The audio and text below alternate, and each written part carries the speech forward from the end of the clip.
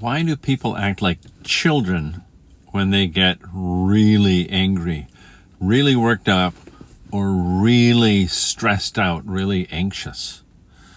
Well, what happens is the body starts to go into fight or flight, and when that happens, we disconnect from the higher reasoning part of the brain, and literally the blood vessels leading into that part of your brain constrict. We're shutting that part of the brain down because the body is acting as if we're under physical threat. And we don't need to philosophize, to think about complex problems if we're under attack.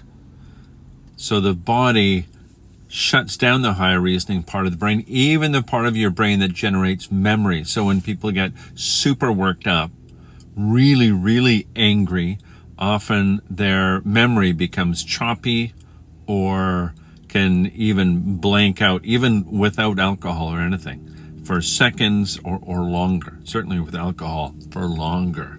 But the other thing is we're left with a very ancient part of our brain, and that part of the brain is all or nothing. Fight or flight, life or death, survivalist stuff. So everything's super dramatic because the body thinks we're in survival mode even when we're not. And the more you escalate, the more your emotional maturity level drops.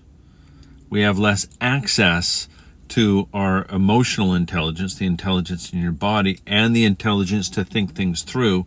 Is just, how am I going to survive? Well, all we can think about is getting our way, and not getting our way feels like the end of the world.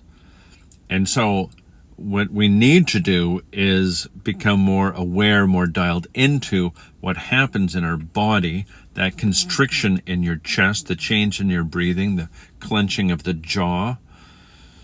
Sometimes we even hold our breath briefly, unwittingly, while we're, in this tense position.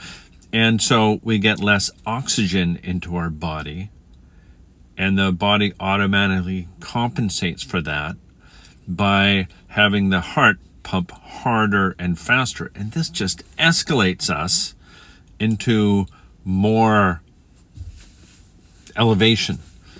So one of the best things to do, and what I recommend in all of my men's anger management groups, is shut your mouth, breathe through your nose, breathe deeply into your abdomen, slow, in for 6, out for 6. And doing that repeatedly triggers the relaxation response in our body. Another thing you can do is go get a glass of water. You drink the water, you're holding your breath while you're drinking the water. You connect with the sensations of the water, especially cold water, and it distracts us. It connects us to our body. That's why going out for a walk can be a really good thing. Helps clear the head. Even just going outside, walking on grass, or paying attention to different senses, smell, taste, touch. All of these different things can help us reconnect to our body, our heart, and what really matters to us. So you want to know both that path that takes you down that destructive, in that destructive direction, where you lose it, and you want to be just as clear about the other direction. Of course, there's lots more to all this, but that's an introduction. So enjoy. Have a good day.